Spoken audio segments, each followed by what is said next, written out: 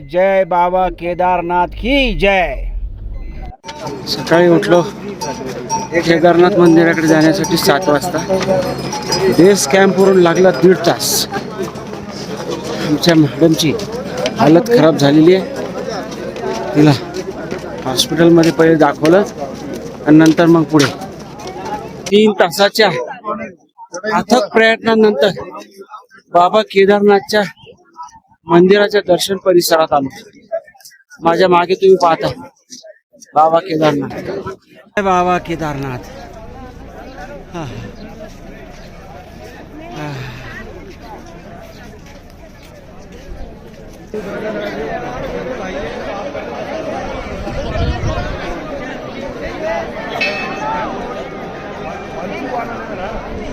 हर हर महादेव.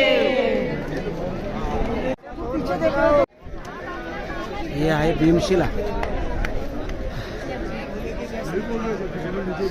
वरचं हे जे ग्लेशियर 2013 मध्ये फुटून या ठिकाणी प्रचंड पाणी आलं होतं आणि ही शिला जी आहे तिला भीमशिला म्हणतात. ही भीमशिलेने या मंदिराचं पूर्ण रक्षण केलं. मंदिराच्या अगदी मागे येऊन ही प्रचंड शिला गडगडत येऊन थांबली. मंदिराला धक्का सुद्धा लागला नाही. दोन्ही बाजूला पाणी मंदिराच्या निघून गेलं आणि मंदिर त्यावेळी वाचलं. केदार बाबाचं दर्शन एवढं सोपं नाही आहे. जवळपास 9 ते 10 तास लाईनमध्ये लागल्यानंतर दर्शन घडते. तसं दर्शन घडणं शक्य नाही. या ठिकाणी आल्यानंतर एक आत्मिक समाधान मनाला मिळते. भक्ती आणि आत्मिक समाधानाचा हा योग आहे. मंडळी, आज इथे येऊन मी पावन झालो. दर्शन झाल्यानंतरचं आत्मिक समाधान त्यांच्या चेहऱ्यावर पहा. वापस इथपर्यंत येणं एक प्रकारचं दिव्यच होतं. जवळपास 22 किलोमीटरचा पैदल ट्रेक करून आम्ही पोहोचलो केदार बाबाच्या दर्शनाला. अतिशय कष्टाचं हे दर्शन आहे.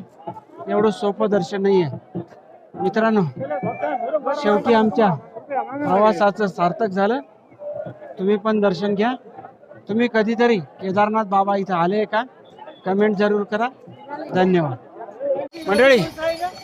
आम्ही निघालो आता केदारनाथवरून गौरीकुंडाकडे घोड्याने, कारण पैदल चालायची काही ताकद नाही आता. चला तर मग भेटूया खाली गौरीकुंड.